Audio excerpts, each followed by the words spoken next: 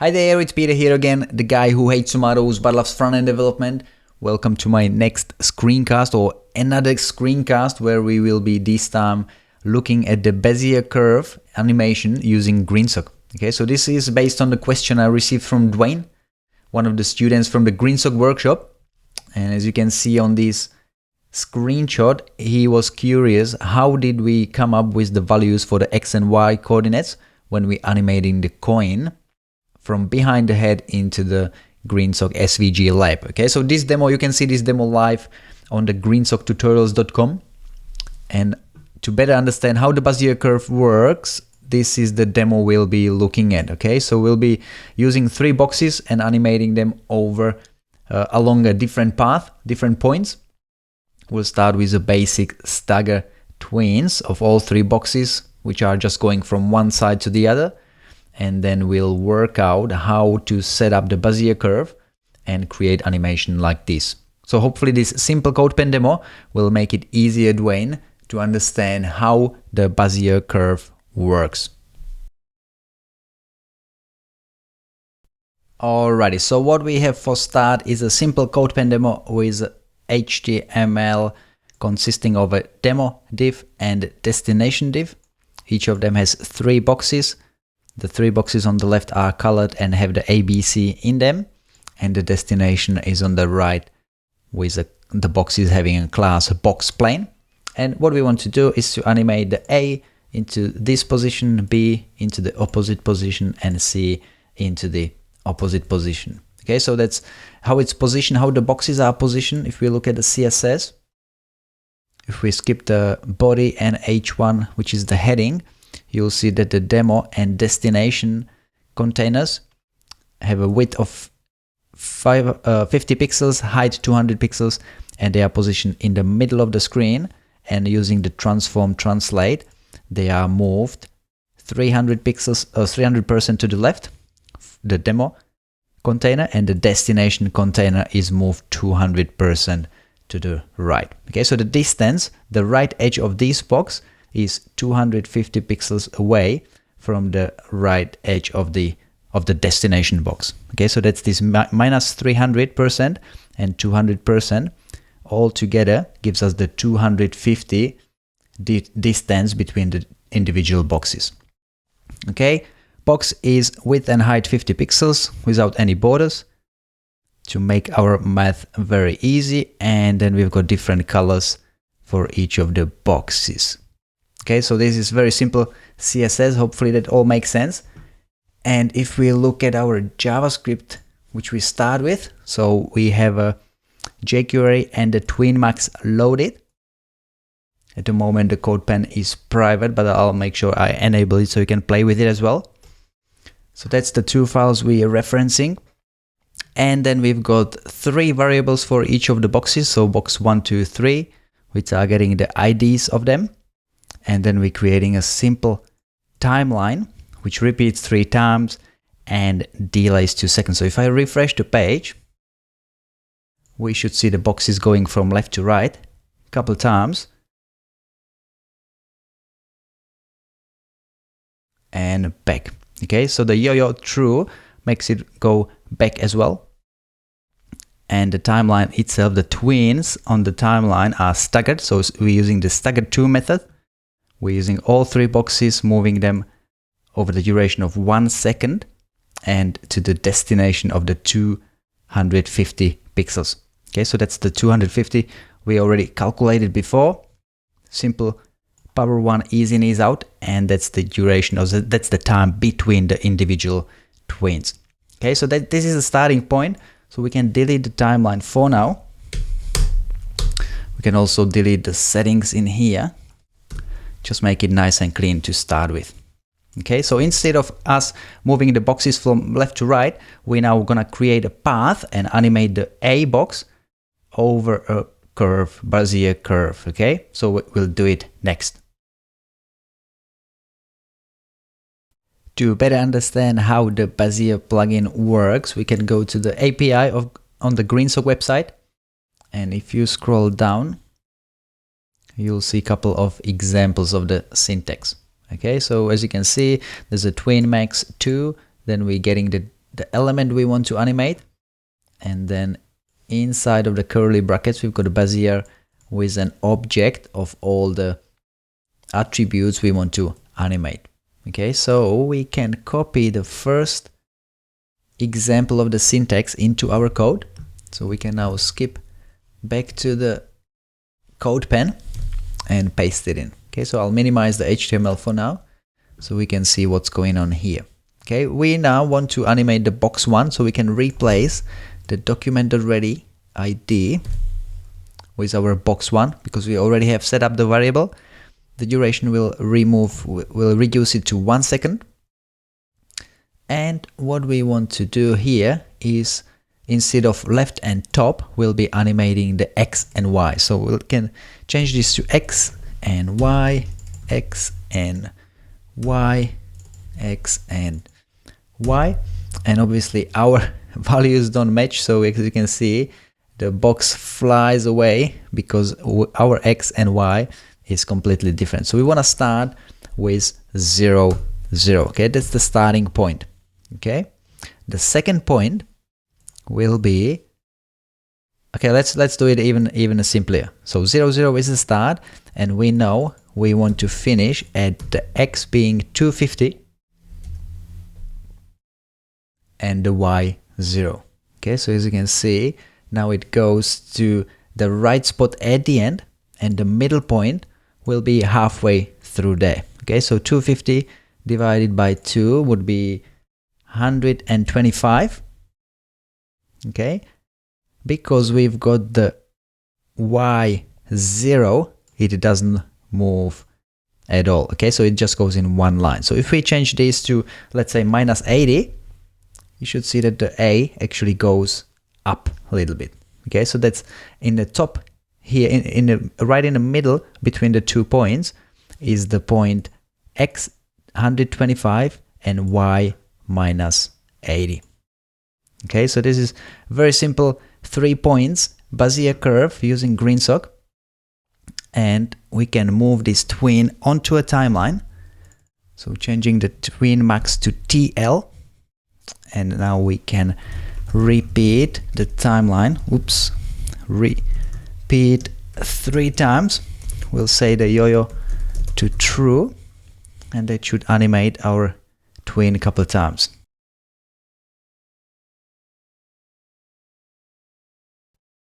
If we want to customize this Bezier curve even more, the one thing we can do, we can cut out the square brackets from here and replace it with a curly brackets, and in here we can define the settings for the Bezier curve. Okay, so the curviness is settings which defines the shape of our curve. Okay, so the default value is 1, which makes it just go from here through the point we define into the destination. Okay, if we make it something less, the line might be sharper, and if we end up going something like 0.5, that might really go around like this.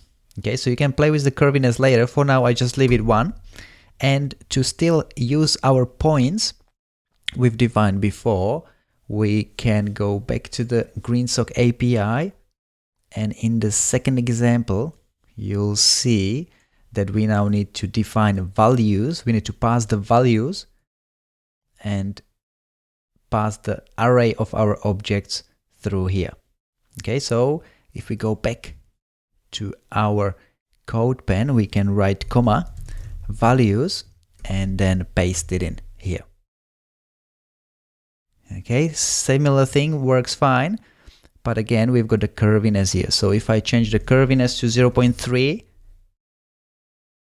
you'll see that it goes through that point in a different way, and if I change it to 0.5, you'll see how the curve changes as well. If I exaggerate it even more and make it 3,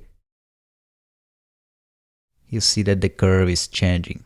Okay, so the curviness is good settings where you can play and get the right effect. Another thing we're gonna do, instead of having the values in here, we're gonna cut out the square brackets, and we're gonna create a new object in our variables here. We're gonna call it path equals, and we'll paste our values in here. Okay, so this makes it much easier to read, and because we will animate also the box 02 and 03, makes it easier to write all three paths inside of these variables at the top of the page, and then just reference the path inside of the Bezier curve settings here.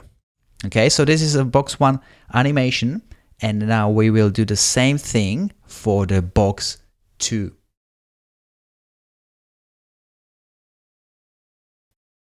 All we have to do for the box 2 is create another path with different values. So let's copy this path, paste it in, change it to path 2, and change the second point y value to 80. Okay, so we will want to go the other way. Okay, we want the A to go to the top and B to the bottom. So we'll keep it as 80. And now we can copy and paste the twin as well. So we have now 2 twins on the timeline. This time we want to animate the box 2. Curviness stays the same and the path is changing to 2. Okay, so as you can see, we got 2 points now animating. One after the other, one goes up and one goes down. Okay, so these are very simple, just 3 points path. And now we look at how would we create something where we want to animate along multiple points. Okay, so this is a Photoshop screenshot where I've just created a dummy path. Let's say we want to grab the C point and animate it along this. So how would we work out what the values are for the individual tops or peaks of our curve? Okay, the first one is actually quite simple. So if we enable the layer 3, and I'll just hold the shift and move left and right, that's moving the box by 10 pixels. Okay, so this peak is roughly 1 2 3 4 5 1 2 3 4 5, so it's 50-50 from the original position. Okay, so again 1 2 3 4 5 1 2 3 4 5. If it was moved to the right, we would just move it and work out the position this way. Okay, so I know that the first point we want to animate to would be 50-50. So what we can do, we can create a new path, call it path 3. We'll remove all the points for now. This one will be a little bit longer, so we'll make it on a new line. Okay, we'll again copy the x0, y0 here, comma, and then that's the starting point, and the second point will be 50 and 50. Okay, so that takes the box and moves it 50 pixels to the right and 50 pixels to the bottom. Okay, so that's the second point. Now going back to Photoshop, I can enable the third one. Okay, so this one would be, again, I'm holding shift, 1 2 3 4 5 6 7 1 2 3 4 5. So 1 2 3 4 5 1 2 3 4 5 6 7. Okay, so that's 7 means that we'll simply add 70 to our previous point. Okay, so going back to the CodePen demo, we can duplicate the second point and change the x value to 120. Okay, so 120, that's 50 plus 70. Okay, the y will be 0. Okay, because we want to go back where it was originally. Okay, so we're going from 50 to back to 0. Okay, so that's why we have this y set now to 0. Okay, and let's put the last point in there as well, because we know we want to end up being at the 250 and y0.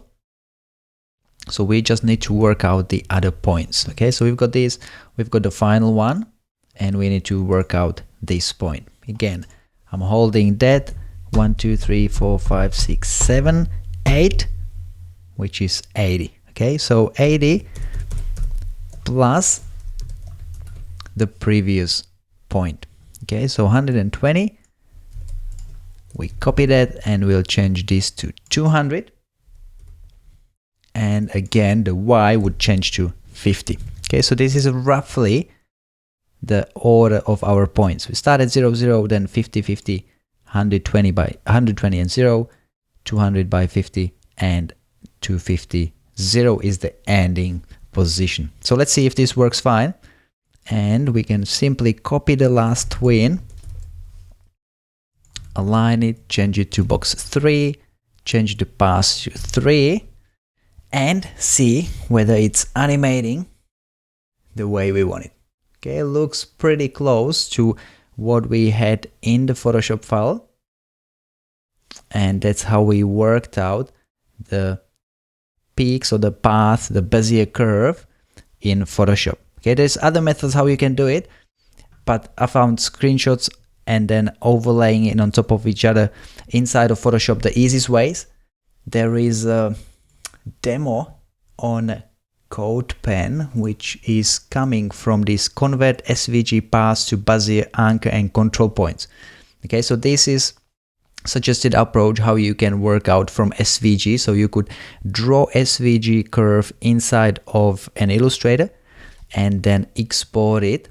So export this value into the X and Y coordinates this way. Okay, so you can watch this video explaining how it was done and also check out the related CodePen, which lets you to convert these SVG points into the array of X and Y coordinates. Okay, so check out this. This is more advanced use, but hopefully this demo made it quite clear how we are animating along a Bezier curve. Okay, so hopefully, Dwayne, this answers some of your questions. All I did in the GreenSock workshop was same thing. I just drew the circle or the coin where it was, and in Photoshop worked out the right offsets. Okay, so there's not a rocket science behind it. It's just in a Photoshop, you're working out by moving it to different positions and working out how far from the previous position the box is. Okay, hopefully that answers this question, and now I can answer your second one.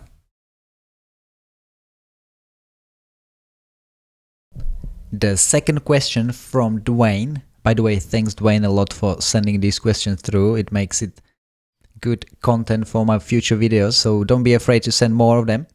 And your question is, why not 100% height and 100% width to make a div full screen? Okay, sometimes I write top left, bottom and right 0, and you're asking whether it matters. Okay, so the quick answer is no, it doesn't matter. And I can explain on this example on the tutorial I'm working on. By the way, it's a next GreenSock tutorial, so you might like that one as well. And as you can see, I've got a background with ID BCG or div with ID BCG, and then inside of it hero. Okay, two containers which are full screen. And as you can see, the BCG container is position fixed and has a width 100% and height 100%. And if you scroll down, the hero container is position absolute with top left, bottom and right 0. Okay, if I change this to height 100% and width 100%, it will stay exactly the same way. So if I save it and run it, nothing will change. And the same if I go up and change the BCG position fixed to top 0, left 0, right 0 and bottom 0, again the effect will be exactly the same. Okay, so if that confused you from the GreenSock workshop, rest assured that it really doesn't matter. It's just a matter of preference, and just in a specific moment I decided to use one of these approaches, but both of them make your containers full width and height of the parent container or the body. Okay, so nothing wrong with either of these approaches. So hopefully that also answers your question, and stay tuned for this tutorial. I'll be hopefully publishing it later this week. Simple slideshow with couple GreenSock timelines and twins, okay? It has also a nice parallax effect when you going left to right. But yeah, I don't want to talk too much about this because I think I've been going for too long anyway. Alrighty. And that's it all for today. Hopefully Dwayne it answers all your questions. Thanks again for signing up to the GreenSock Workshop, and everyone else who was interested in learning more about GreenSock and timelines and how to leverage this great animation platform and create something interactive. Check out the greensocktutorials.com. Okay? Don't forget to sign up to the channel, like the video to receive or to be notified about the future videos from the guy who hates tomatoes but loves front-end development. Have a great day, and I'll see you next time. Bye.